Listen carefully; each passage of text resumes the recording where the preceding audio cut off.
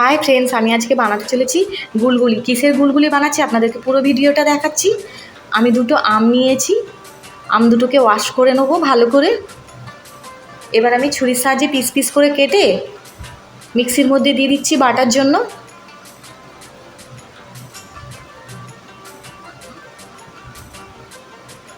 এবার আমি নারকেল কুচিটাও বেটে নিচ্ছি। একটা বাটির মধ্যে আমের পাল্পটা দিয়ে দিলাম।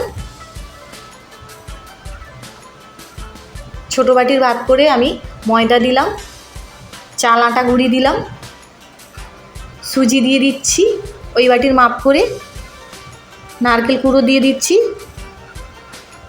কালো জিরে দিলাম 1 চামচ, মৌরি দিলাম অল্প, খাবার সোডা দিলাম, স্বাদ মতো লবণ দিয়ে দিচ্ছি। ওই বাটির মাপ করে আমি 1 বাটি চিনি দিলাম। আপনারা যেমন মিষ্টি খাবেন তেমন দেবেন। এটাকে আমি ভালো করে ফাটিয়ে নিচ্ছি। প্রায় আধ ঘন্টা রেস্টে রেখে দেবো। আধ ঘন্টা পরে আমি এটাকে আবার একটু ফাটিয়ে নেব। আমার ব্যাটারটা একটু মোটা মোটা লাগছে, আমি তার মধ্যে একটু অল্প দুধ দিলাম, দিয়ে ভালো করে আমি মিশিয়ে নিচ্ছি। জল কিন্তু দেবেন না। এবার আমি ফুটন্ত তেলের মধ্যে এইভাবে দিয়ে দিচ্ছি।